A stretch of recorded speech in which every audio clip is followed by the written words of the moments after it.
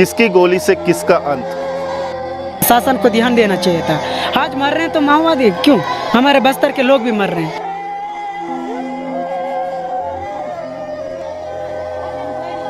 बोला जाए तो शांति कैसा होगा? इतने गांव में कैंप रहने के बावजूद भी हमारा आदिवासी का मृत्यु होती जा रही है। आज 4 महीना हो गया, 2 जन के इसी गांव का मृत्यु हो गया। अब इस साल भर होगा, कितना लोग मरेंगे, कब किसके गोली से मरेंगे ये हम बोल भी नहीं सकते।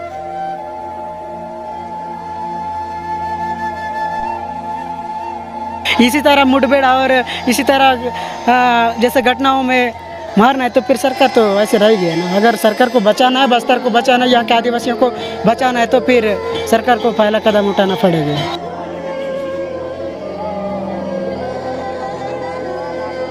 कैंप अभी तक बैठ चुका 4 महीना हुआ, क्यों नहीं गांव वालों का समस्या क्यों नहीं हल हुआ? हाँ? जैसे कैंप आया, जैसे स्कूल क्यों नहीं खोला सर? शांति आएगा तो यहाँ का व्यवस्था भी तो होना चाहिए। जितना बड़ा कैंप को लाके यहाँ बिठा दिए उतना तो यहाँ का व्यवस्था भी तो होना चाहिए था सर।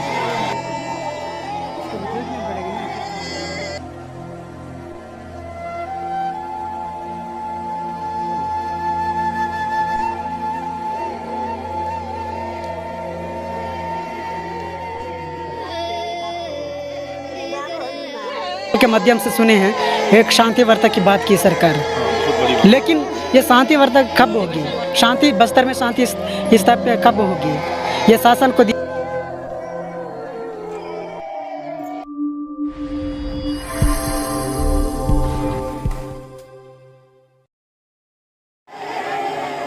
ठीक।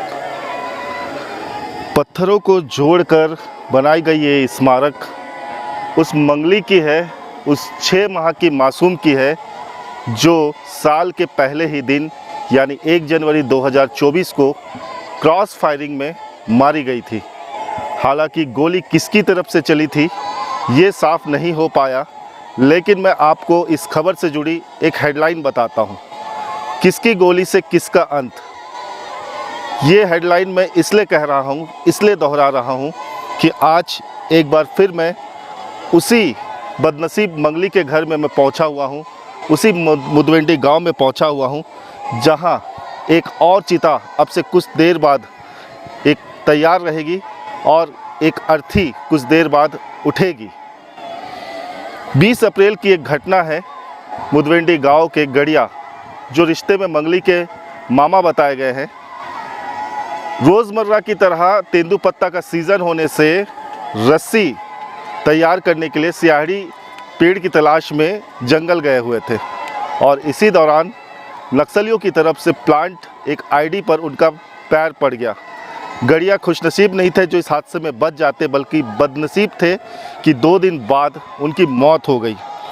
लंबा सफ़र तय कर हम इस वक्त मुदवेंडी गांव ही पहुंचे हुए हैं और एक बार भाई युकेश को मैं बोलूँगा कि इस घर को दिखाइए।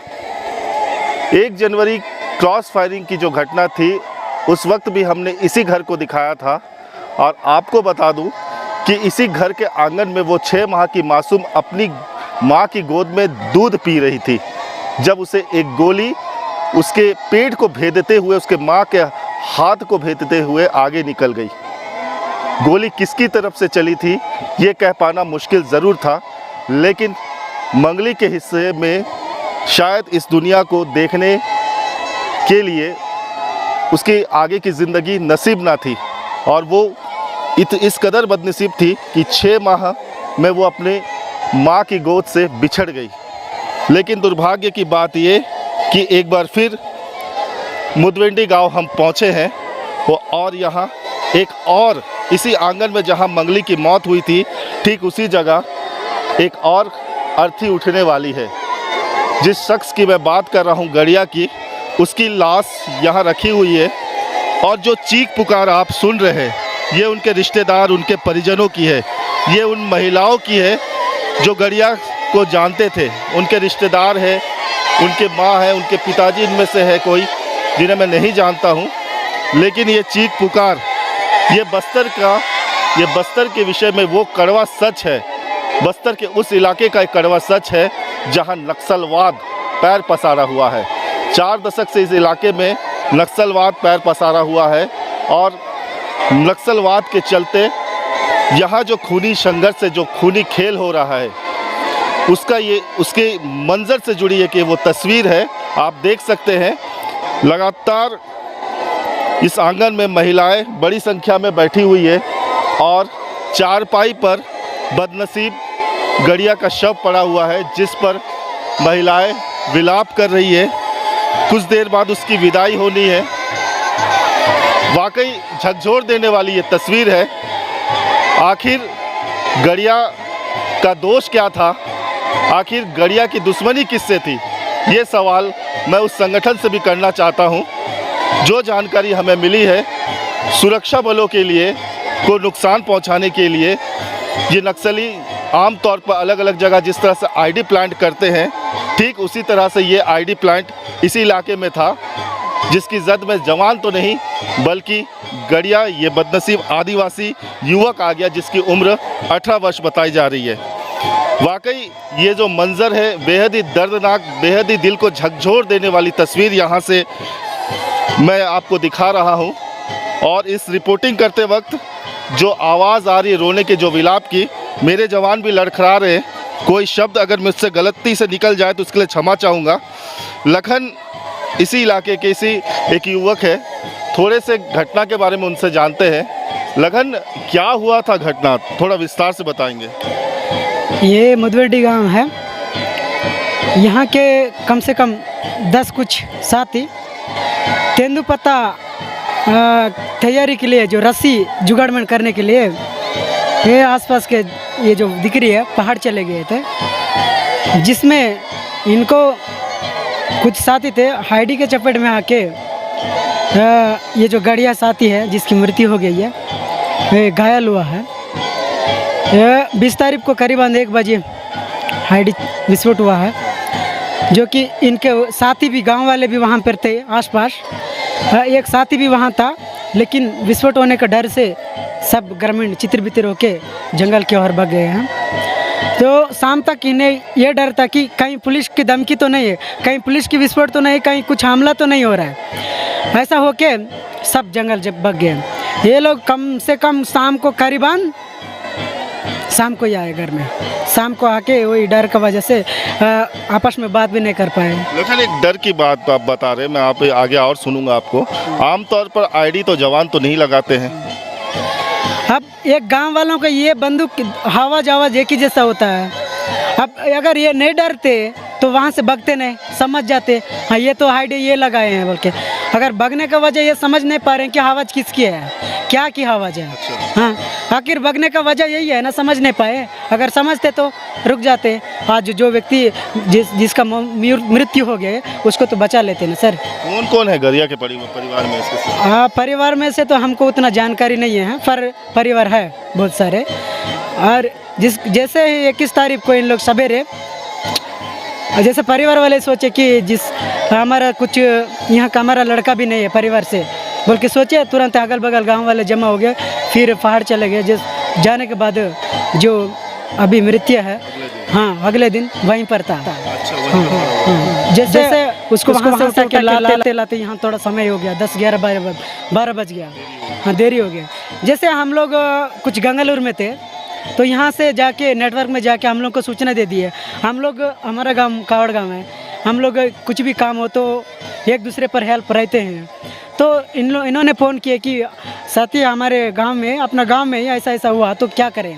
बोलने से हम लोग तुरंत कांटेक्ट करते करते गाड़ी व्यवस्था करेंगे, ये हम लोग बात करते हैं साथ, या तो एम्बुलेंस को बुलाओ बोलते हैं साथ। जैसे वहाँ से नेटवर्क से यहाँ आते हैं साथ, जो अभी मृत्यु हो गया जिसका जान चली गई थी। सामने सुरक्षा वालों का कैंप भी है, सीआरपीएफ अपने कैंप भी लगाया, उनसे भी मदद ली जा सकती। गांव वालों ने उनसे मदद क्यों लेना, क्या डर है क्या वास्तव में? हाँ, डर तो है। क्यों, आज हम लोगों को भी डर है, गांव वालों को भी डर है। हाँ, सीधी तौर पे बताया जाए तो क्या, मैं अभी बस्तर में हर लोग डर के वजह से, डर तो है हर जगह, चाहे जंगल जाओ, चाहे पहाड़ जाओ, चाहे पानी के लिए जाओ, चाहे खेत जाओ, चाहे महुआ के लिए जाओ, चाहे किसी से भी। ये डर दोनों तरफ से है। डर दोनों तरफ से ही है। आज बस्तर में जिस तरह से युद्ध चल रहा है, इसमें दोनों तरफ आदिवासी फंसे हैं।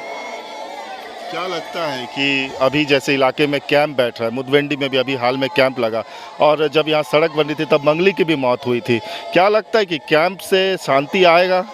क्या लगता है? कैंप अभी तक बैठ चुका 4 महीना हुआ, क्यों नहीं गांव वालों का समस्या क्यों नहीं हल हुआ? हाँ? जैसे कैंप आया, जैसे स्कूल क्यों नहीं खोला सर? शांति आएगा तो यहाँ का व्यवस्था भी तो होना चाहिए। जितना बड़ा कैंप को लाके यहाँ बिठा दिए उतना तो यहाँ का व्यवस्था भी तो होना चाहिए था सर। और बोला जाए तो शांति कैसा होगा? गांव में कैंप रहने के बावजूद भी हमारा आदिवासी का मृत्यु होती जा रही है। आज 4 महीना हो गया, 2 जन के इसी गांव का मृत्यु हो गया। अब साल भर होगा, कितना लोग मरेंगे, कब किसके गोली से मरेंगे ये हम बोल भी नहीं सकते। बड़ी बात बोल रहे हो कि किसकी गोली से मरेंगे। क्या वास्तव में तुम्हें एक तरफ सरकार है, जनता सरकार, और एक तरफ इनकी सरकार है, दोनों को आप क्या संदेश देना चाहते हो? आप खुद एक जागरूक युवा हो।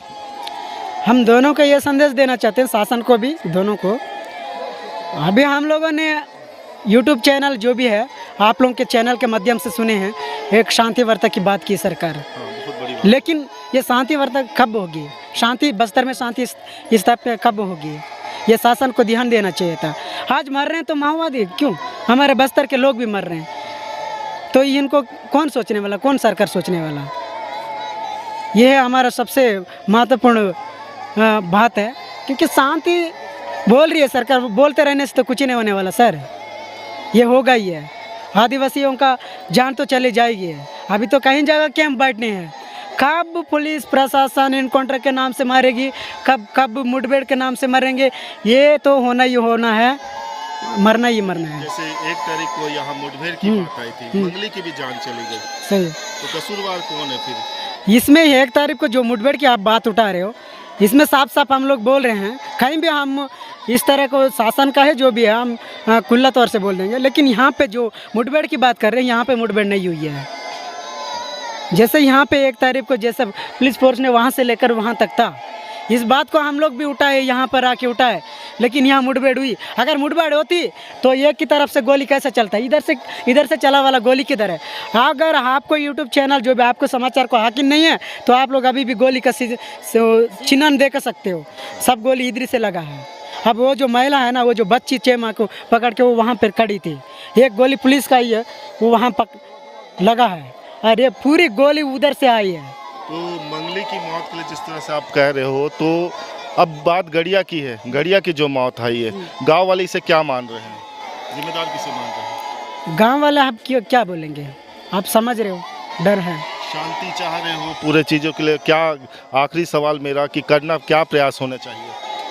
शांति तो अब गांव वाले तो उतना समझ नहीं पाएंगे क्या होता है, अभी तक इन लोग सुने भी नहीं शांति वार्ता क्या है, क्या सरकार चाह रही है, क्या कौन चाह रहा है?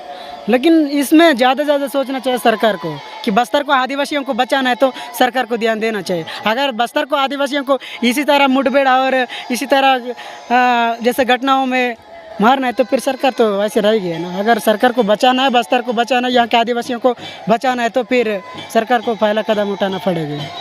बड़ी बात लखन ने कही कि शांति वार्ता की जो बात सरकार कर रही है उस पर पहल जल्द से जल्द हो। अगर सरकार इसमें देरी करती है तो ऐसे ही गड़िया की तरह कई और आदिवासी अपनी ज़िंदगी से हाथ धोते रहेंगे। सवाल अब भी यही, कुछ देर पहले युकेश ने भी मुझसे कहा, मुकेश ने भी ये बात को दोहराया कि एक लोकतांत्रिक व्यवस्था है एक तरफ, तो दूसरी तरफ जनता सरकार की व्यवस्था है। दोनों के केंद्र में जनता ही है, लेकिन दोनों के केंद्र में जब जनता ही है तो जनता ही क्यों मारी जा